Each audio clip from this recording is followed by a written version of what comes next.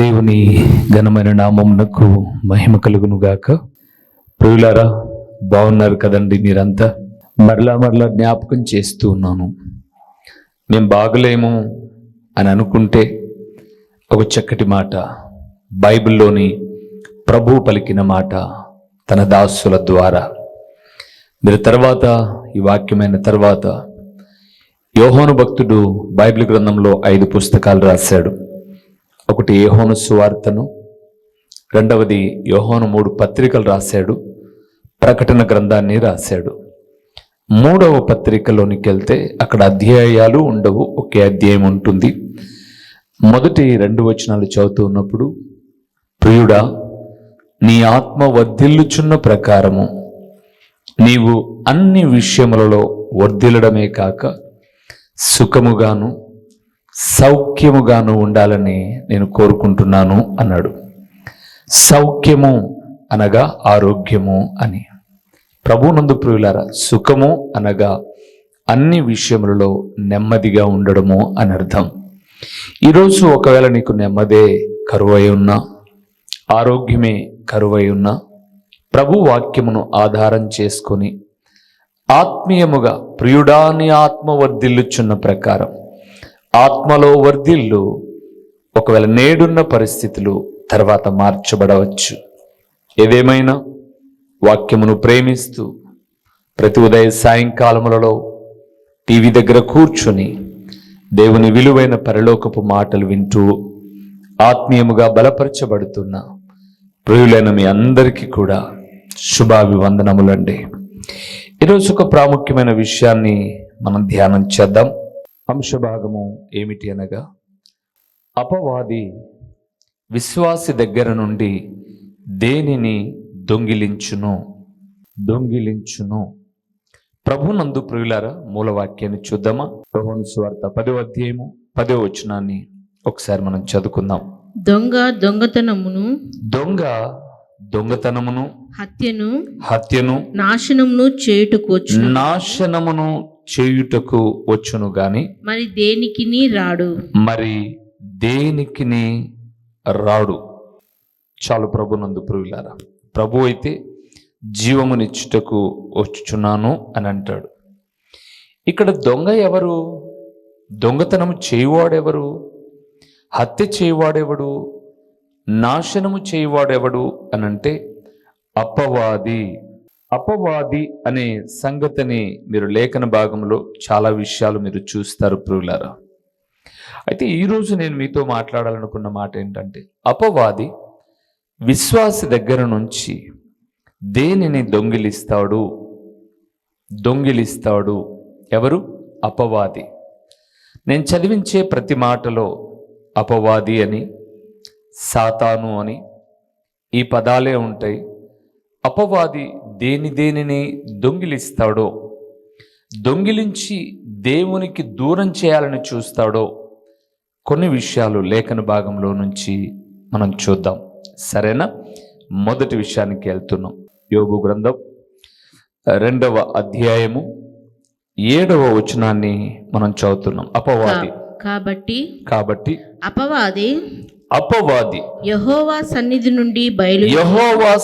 నుండి బయలువెళ్ళి అరికాలు మొదలుకొని నడినెత్తి వరకు బాధగల కురుపులతో యోబును మొత్తెను. చాలు. ప్రభువునందు ప్రియులారా, మొట్టమొదటి విషయం, అపవాది ఆరోగ్యమును దొంగిలించును.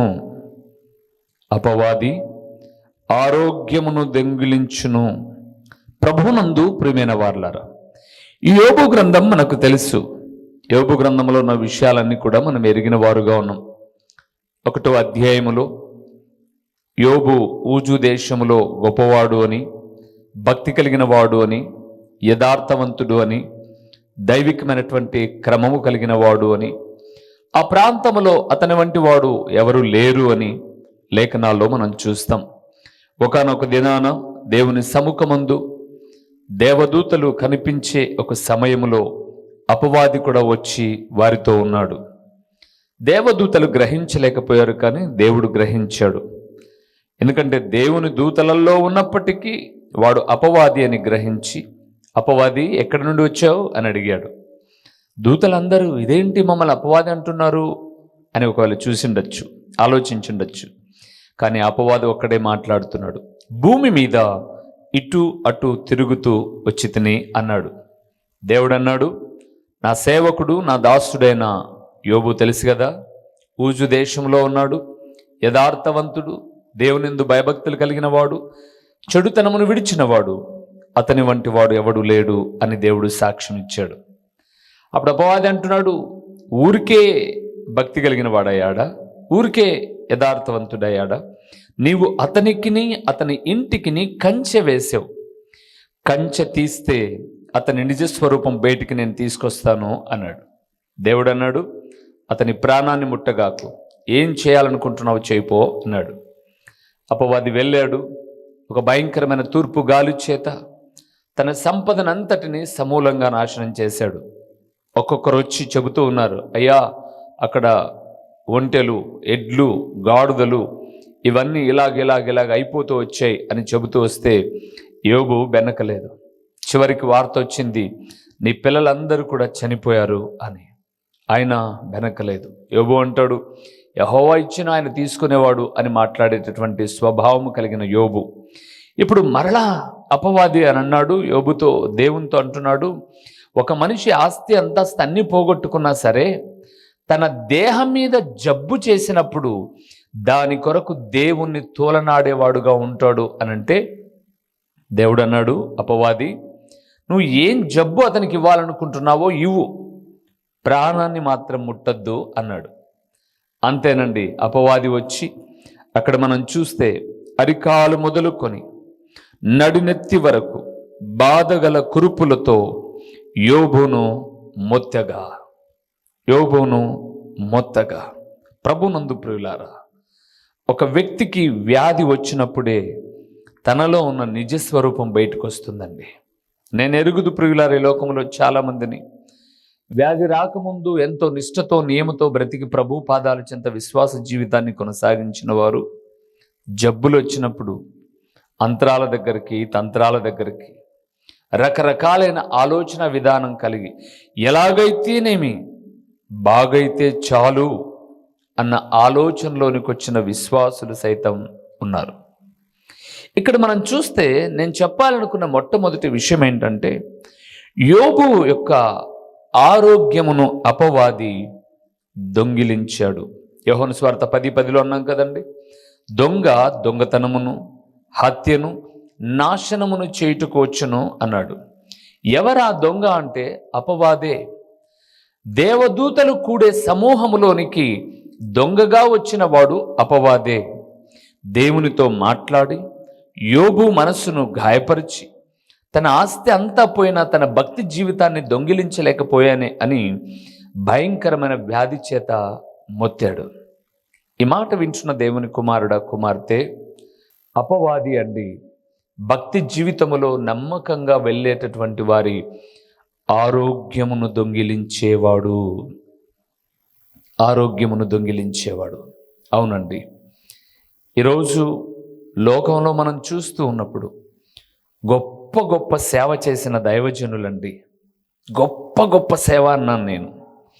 ఒక దైవజనుడైన భక్త్ సింగ్ గారిని చూడండి, ఒక దైవజనుడైన ఏసన్న గారిని మీరు చూడండి, ఒక దైవజనుడైన పాల్ దినకర్ణ గారిని చూడండి, లేదా ఇంకా నా దృష్టికి రానటువంటి చాలామంది దైవజనులు మీకు తెలుసు. వారి జీవితంలో తమ కుటుంబాల కన్నా, తమ వ్యక్తిగత జీవితాల కన్నా దేవుని సేవ కొరకు నిష్ఠతో, నియమముతో జీవించిన వారు కాదంటారా? ముమ్మాటికి ఈరోజు దానికి సాదృశ్యంగా, సాక్ష్యంగా ఈ లోకములో వారు ఆనాడు చేసిన సేవకు ఫలితంగా ఉన్నటువంటి ఎన్నో మందిరాలను మనం చూస్తూ ఉన్నాం. సంఘం అయితే ప్రభుదే, కానీ వారి యొక్క ఆధ్వర్యములో నియమించబడిన మందిరాలను మనం చూస్తాం. ఒకసారి మీరు ఆలోచించండి. నేను ఇప్పటిదాకా చెప్పిన పేర్లు కొన్నే, కానీ ఇంకా ఎన్నో పేర్లు మీకు తెలుసు. కానీ సేవకులు ఏంటండి, ఇంత మంచి సేవ చేశారు, వాళ్ళకి ఇలాంటి జబ్బు వచ్చింది ఏంటండి? ఊపిరితిత్తులు పాడవడం ఏంటి, మూత్రపిండాలు పాడవడం ఏంటి, గుండె జబ్బులు రావడం ఏంటి, ఇలాంటి వార్తలు విన్నప్పుడు ఏదైనా తప్పు చేశారేమో అనుకుంటాం. కాదండి. ఒక వ్యక్తి తప్పు చేస్తేనే జబ్బు వస్తుంది అనుకోవడం అపోహ. అందుకు మీకు ఒక చక్కటి నిదర్శనమైన నిజ రూపాన్ని నా ప్రియ ప్రభుల వారు చెప్పిన ఒక మాటని మీకు జ్ఞాపకం చేస్తాను. తర్వాత మీరు ఆరాధన అయిపోయిన తర్వాత, అంటే ఈ వాక్యం అయిపోయిన తర్వాత యోహాను సువార్త 8వ అధ్యాయాన్ని మీరు చదవండి. 8వ అధ్యాయంలో యేసు ప్రభుల వారు శిష్యులు అందరూ వెళ్తున్నప్పుడు ఒక గుడ్డివాడు ఆ దారిలో ఉండుట చూస్తారు శిష్యులు యేసు ప్రభుల వారిని అడిగారు, ప్రభువా, వీడు గుడ్డివాడై పుట్టుటకు వీడు పాపము చేసెనా, వీని కన్నవారు పాపము చేసెనా అని అడిగారు యేసు ప్రభుల వారిని. యేసు ప్రభుల వారు అంటారు, వీడైనను వీని కన్నవారైనను పాపము చేయలేదు, కానీ దేవుని క్రియలు ప్రత్యక్షపరచబడడానికే వీడు గుడ్డివాడుగా పుట్టాడు అని అంటారు. దేవుని ప్రియబిడ్డలారా, మంచి భక్తి జీవితాన్ని చేసి వైరాగ్యకరమైన భక్తి జీవితంలో జీవించిన వారికి ఏదో ఒక బలహీనత, శారీరకమైనటువంటి అనారోగ్యం ఎదురైనప్పుడు వారు పాపం వల్లనే ఆ రోగం వచ్చింది అనే నిర్ధారణలోనికి మనం ఎప్పుడు రాకూడదు. ఎందుకో తెలుసా? అక్కడ లేఖనం సెలవిస్తుంది, దేవుని క్రియలు ప్రత్యక్షపరచబడ్డానికి. ఇక్కడ యోబును మీరు చూడండి. తూర్పు దేశంలో యోబు అంత భక్తి కలిగిన వాడు, యోబు అంత భయము కలిగిన వాడు, యోబు అంత యథార్థ పరుడు, యోబు అంత చెడుతనమును విడిచినవాడు ఎవరు లేరు అని దేవుడే సాక్ష్యం ఇచ్చాడు. దేవుడే సాక్ష్యం ఇచ్చిన యోబుకు మరి ఇలాంటి జబ్బేంటి అని మనం చూస్తే 7వ వచనంలో చూసాం. యోబు గ్రంథం 2వ అధ్యాయం 7వ వచనంలో ఆరోగ్యము మీద అపవాది దాడి చేశాడు.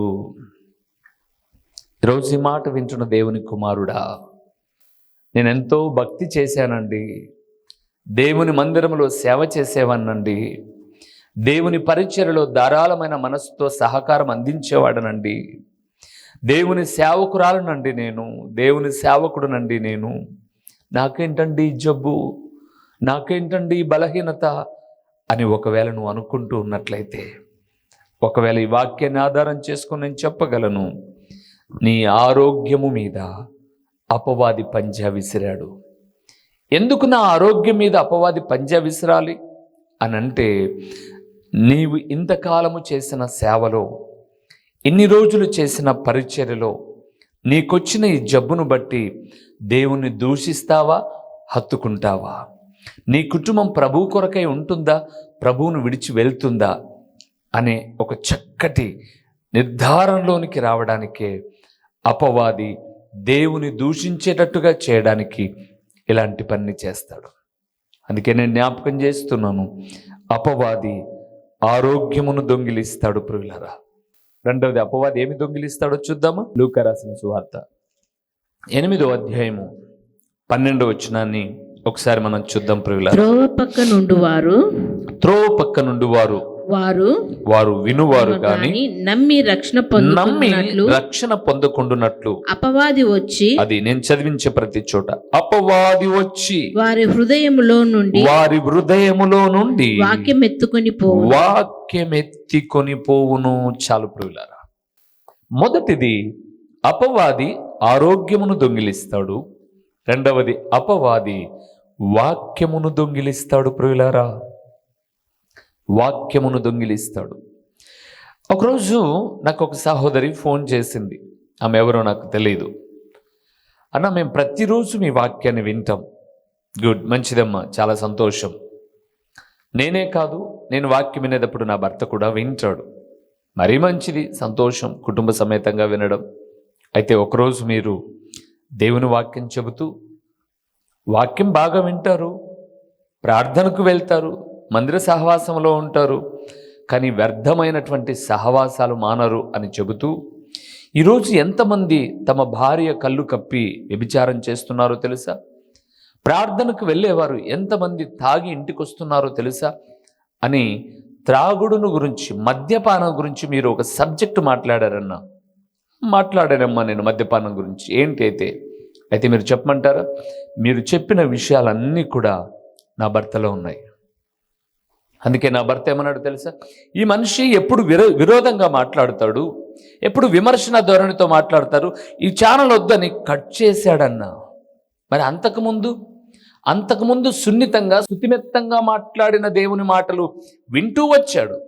కానీ తనలో ఉన్న లోపాలు ఎప్పుడైతే బయటికి కనిపించాయో, ప్రార్థనాపరుడై ఉండి ఆదివారం ఉదయకాల ఆరాధనలో వెళ్ళి సాయంత్రం తాగి వస్తాడు అని చెప్పేసి అంటే, ఇంట్లో భోజనం పెట్టేటప్పుడు ఆయనతో ఉన్నప్పుడు నాకు తెలుసు కదన్నా అతడు తాగాడా లేదా అని.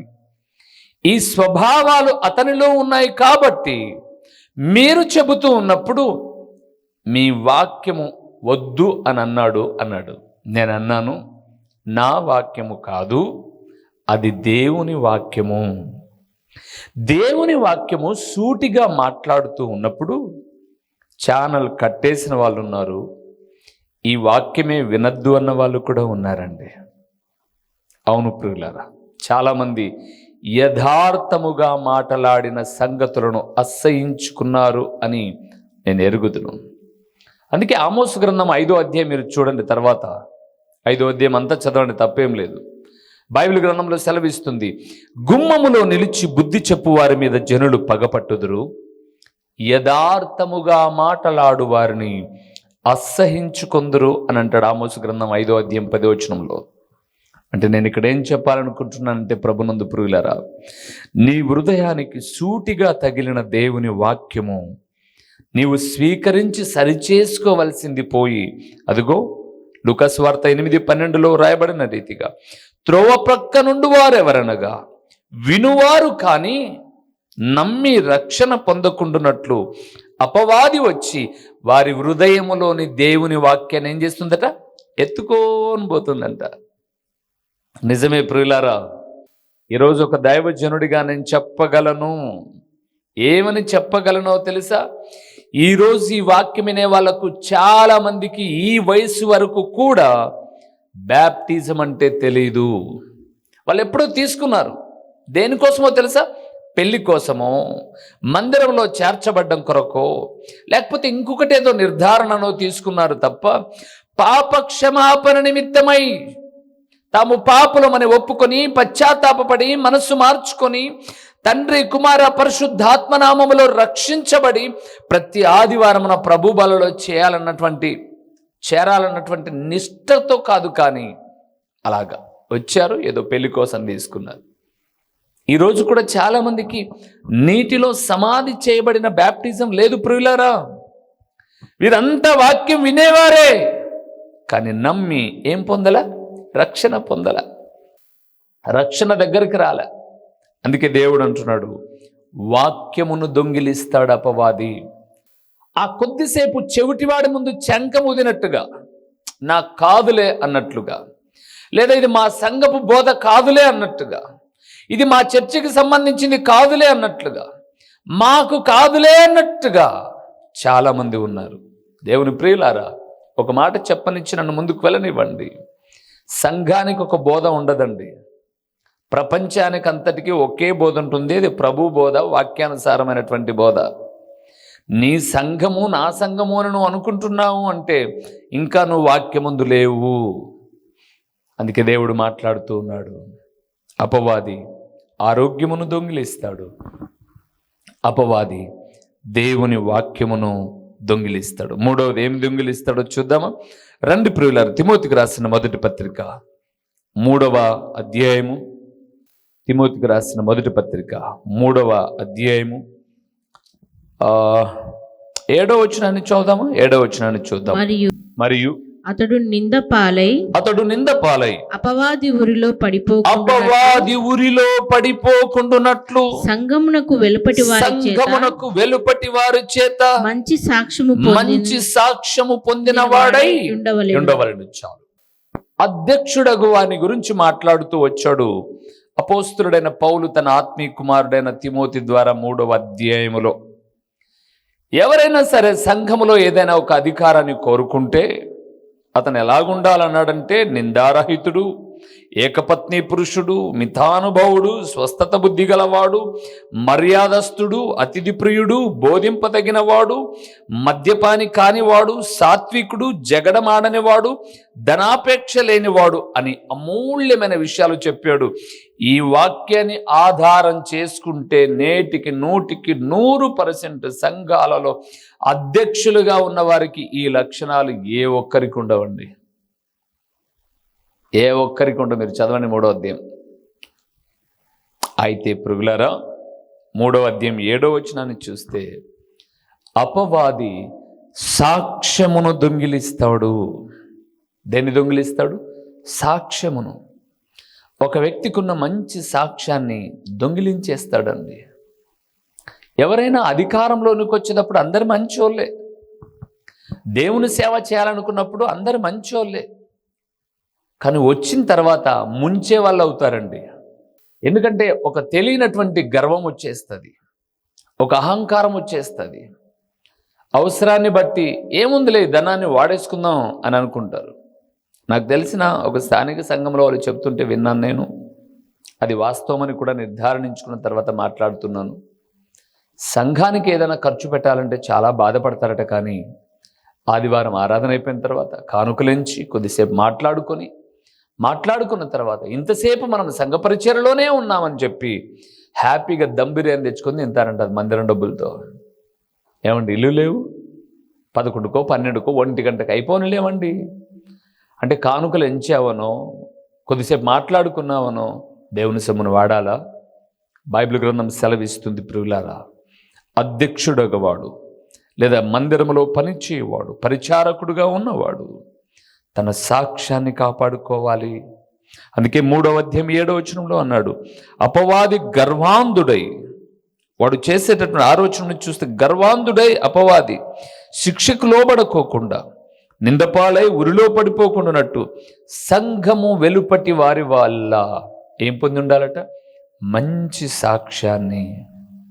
దేవునందు ప్రియమైన వారలారా, దేవుని నమ్మిన ప్రియమిడలమైనటువంటి మన జీవితాలలో అపవాది ఆరోగ్యమును దొంగిలిస్తాడు, వాక్యమును దొంగిలిస్తాడు, సాక్ష్యమును దొంగిలిస్తాడు. దేవుని బిడలారా, కొన్నిసార్లు మనం బైబిల్ గ్రంథాన్ని చూస్తున్నప్పుడు దేవుని కొరకై పనిచేసిన సేవకులు తమ ప్రాణాలనైనా పోగొట్టుకున్నారు, కానీ సాక్ష్యాన్ని పోగొట్టుకోలే ప్రియులారా. లోకములో కూడా గొప్ప గొప్ప సేవ చేసిన వారు ఎన్నో ఒడిదుడుకులు ఎదుర్కొన్నారు, ఇబ్బందులు ఎదుర్కొన్నారు, నిందలు ఎదుర్కొన్నారు, అవమానాలు ఎదుర్కొన్నారు, అన్నిటినీ ఆరోగ్యాన్ని పోగొట్టుకున్నారు, ఆర్థికంగా బికారులైపోయారు, కానీ సాక్ష్యాన్ని పోగొట్టుకోలా. ఈరోజు ఈ మాట వింటున్న దేవుని కుమారుడా, ఒక వ్యక్తికి మాన ప్రాణముల కన్నా విలువైనది సాక్ష్యం అండి. సాక్ష్యం పోతే ప్రాణమున్నా మానమున్నా లాభం లేదండి. అందుకే దేవుని సేవకుడిగా జ్ఞాపకం చేస్తున్నాను, అపవాది ఆ సాక్ష్యాన్ని దొంగిలిస్తాడు. చివరికి ఒక్క మాట చెప్పి నేను ముగించేనా? యోహాను సువార్త 13వ అధ్యాయము 2వ వచనాన్ని చూస్తే ఇక్కడ అపవాది చేసే ఒక పని చెప్పాడు. 13వ అధ్యాయము 2వ వచనం, వారు భోజనము చేయుచుండగా ఆయనను అప్పగింపవలెనని సీమోను కుమారుడగు ఇస్కరియోతు యూదా హృదయములో అపవాది ఇంతకు ముందు ఆలోచన పుట్టించి ఉండెను గనుక. చాలు ప్రియులారా. 4వదండి, అపవాది నమ్మకత్వాన్ని దొంగిలిస్తాడండి. మీకు తెలుసు, 12 మంది శిష్యులలో యూదా ఇస్కరియోతు దగ్గర డబ్బు సంచి ఉండేది. బహుశా పరిచర్యలో ఎవరైనా, ప్రభువా మీకు ఇల్లు వాకిళ్ళు ఏమీ లేవు, ఎక్కడ తింటారో ఎక్కడ ఉంటారో తెలియనటువంటి పరిస్థితి, ఇదిగో ప్రభువా ఈ ధనాన్ని పరిచర్య కొరకు ఉంచండి అని ఎవరైనా ఇస్తే ప్రభువు చేయి పట్టేవాడు కాదు, కానీ అపవాది దగ్గర ధనం ఉండేది. అయితే మన్నించండి, యూదా ఇస్కరియోతు దగ్గర ధనం ఉండేది. ఆ ధనము నమ్మకంగా ఖర్చు పెట్టవలసిన యూదా ఇస్కరియోతులోనికి అపవాది ప్రవేశించి వాడి నమ్మకత్వం మీద దెబ్బ కొట్టాడండి. వాడి నమ్మకత్వం మీద దెబ్బ కొట్టాడు. అందుకే బైబిల్ గ్రంథం సెలవిస్తుంది, ఈ యూదా ఇస్కరియోతు యొద్ద డబ్బు సంచి ఉండుట ద్వారా అప్పుడప్పుడు ఆ డబ్బు సంచిలోని ధనాన్ని ఏం చేస్తూ వచ్చాడు? వాడు దొంగిలిస్తూ వచ్చాడు. ఆ ధన వ్యామోహం ఎంతగా అయిపోయింది అంటే చివరికి ప్రభువైన యేసుక్రీస్తుల వారిని 30 వెండి నాణేలకు అమ్మే స్థాయికి వెళ్ళిపోయింది. దేవునందు ప్రియమైన వారలారా, అపవాది నమ్మకత్వాన్ని దొంగిలిస్తాడండి. దొంగిలించేశాడు. ఒక్కసారిగా యూదా ఇస్కరియోతు అపవాది కబంధ హస్తాలోనికి వెళ్ళిపోయాడు. ఆ నమ్మకత్వాన్ని కోల్పోయిన తర్వాత పశ్చాత్తాపపడి ప్రభు పాదాల చెంత కనిపెట్టవలసిన వాడు నమ్మకత్వాన్ని కోల్పోయానే అని ఏం చేశాడు? ఉరి వేసుకొని చచ్చిపోయాడు. ఈరోజు ఈ మాట వింటున్న దేవుని కుమారుడా, అపవాది దేవుని నమ్మిన వారి దగ్గర నుంచి ఆరోగ్యాన్ని దొంగిలిస్తాడు, వాక్యమును దొంగిలిస్తాడు, సాక్ష్యమును దొంగిలిస్తాడు, నమ్మకత్వాన్ని దొంగిలిస్తాడు. ఒకవేళ ఇప్పటికీ నీ దగ్గర ఏమి దొంగిలించాడో నాకు తెలియదు, కానీ ప్రభు పాదాల చెంతకురా, అపవాది దొంగిలించిన వాటిని నా ప్రభు నీకు ధారాళంగా ఇస్తాడు. తలలో ఉంచుదామా? కళ్ళు మూసి ప్రార్థన చేద్దాం. ప్రభువా, నీ గొప్పతనము కొరకై స్తోత్రములని స్తుతి స్తోత్రములు చెల్లిద్దాం. ప్రేమస్వరూపి, కరుణా సంపన్నుడా, మీ ఘనమైన నామమునకు స్తోత్రములు చెల్లిస్తూ ఉన్నాము నాయనా. అపవాది దేనిని దొంగిలిస్తాడో మీ లేఖనాల్లో నుంచి కొన్ని మాటలు మేము చూసాం. నిజమే తండ్రి. యోహాను సువార్త 10వ అధ్యాయం 10వ వచనం మూలవాక్యాన్ని చదువుతున్నప్పుడు దొంగతనమును నాశనము చేటుకుని వస్తాడు, వాడు దొంగిలించేవాడు అని మేము చూస్తూ ఉన్నప్పుడు, ఈరోజు ఈ వాక్యం వింటున్న మా ప్రియుల దగ్గర నుంచి దేని దొంగిలించాడో దాన్ని మీ ద్వారా వారు పొందుకోవడానికి సహాయం చేయండి. ప్రకటించబడిన పరలోకపు సంగతులు వ్యర్థముగా పోకుండా సారవంతమైన నేలను పడిన విత్తనము వలె 30 దంతలుగా 60 దంతలుగా 100 అంతలుగా ఫలింపచేసి మీ ఘననామానికి మహిమ ఘనత ప్రభావాలు మీరు కలుగు చేసుకునమని యేసు నామములో అడిగి పొంది ఉన్నాము తండ్రి, ఆమేన్. ప్రభువైన యేసుక్రీస్తు పేరట దేవుని వాక్య వీక్షకులైన ఆత్మీయులైన మీ అందరికీ నిండు వందనములు తెలియచేయుచున్నానండి. ప్రభువునందు ప్రియులారా, దేవుని మహాకృపను బట్టి ఈ ప్రార్థనా ఛానల్ ద్వారా, యూట్యూబ్ ద్వారా 5 సంవత్సరాలు ఇప్పటిదాకా దేవుని మహాకృపను బట్టి 100 ప్రసంగములు మీకు అందించడానికి ప్రభు సహాయం చేశాడు. ఈ సమయంలో ఒక ప్రాముఖ్యమైన ప్రకటన ఏంటి అనగా, మీరు ఎప్పుడైనా పులివెందుల ప్రాంతానికి, ప్రొద్దుటూరు ప్రాంతానికి వచ్చినా ఈ 2 చోట్ల ఉదయ సాయంకాలపు కూడికలు జరుగుతూ ఉన్నాయి. పులివెందుల ప్రాంతంలో అయితే ప్రతి ఆదివారం ఉదయం 9 గంటల నుంచి 11 వరకు ప్రతి ఆదివారము ప్రభు బల్లారాధన ఉంటుంది. ప్రొద్దుటూరులో కూడా ఉదయకాలము 9 గంటల నుంచి 11 గంటల వరకు ప్రభు బల్లారాధన. తిరిగి ప్రొద్దుటూరులో సాయంకాలం 6:30 గంటల నుంచి 8:30 వరకు సాయంకాలపు సువార్త కూడికలో దేవుని సేవకుడినైన నేను వచ్చి దేవుని వాక్యాన్ని ప్రకటిస్తాను. మీరు ఒకవేళ ఈ ప్రాంతానికి ఎప్పుడైనా వచ్చినా, లేదా మీరు ఈ ప్రొద్దుటూరు పులివెందుల ప్రాంత వాసులైతే దేవుని వాక్యము మాత్రమే ప్రకటిస్తున్న అమూల్యమైన సందేశాలను వినుట కొరకు మిమ్మల్ని ప్రేమతో ఆహ్వానిస్తున్నాను. ఎందుకు మీరు ప్రొద్దుటూరు పరిసర ప్రాంతాలలో ఉన్నవారైతే సాయంకాలపు సువార్త కూడికకు సూపర్ బజార్ రోడ్డులో ఉన్నటువంటి క్రీస్తు ప్రార్థనా గృహానికి మీరు రాకూడదు. మిమ్మల్ని ప్రేమతో ఆహ్వానిస్తూ ఉన్నాను. రండి ప్రియులారా, మీరు నేను కలిసి దేవుని నామాన్ని కనపరుద్దాం. ఒకవేళ పులివెందుల ప్రాంతంలో ఉన్నట్లయితే ఇక్కడికి రండి, ఆ ప్రొద్దుటూరు ప్రాంతంలో ఉన్నైతే అక్కడికి రండి. లేదా మీరు ఈ రెండిటికి మేము దూరంగా ఉన్నాము అనంటే ప్రతిరోజు యూట్యూబ్లో ఒక సందేశం ఉంటుంది, వీక్షించండి, ఆత్మీయమైన మేలులు పొందండి. ప్రభు పేరట మీ అందరికీ నిండు శుభాభివందనములు. మా చిరునామా దైవజనుడు బ్రదర్ ఓ రూబేన్ గారు, క్రీస్తు ప్రార్థనా మందిరం, డోర్ నెంబర్ 1-10-386, నగరిగుట్ట, పులివెందుల, కడప జిల్లా. మీ ప్రార్థనా అవసరాల కొరకై సెల్ నంబర్ 9989067409.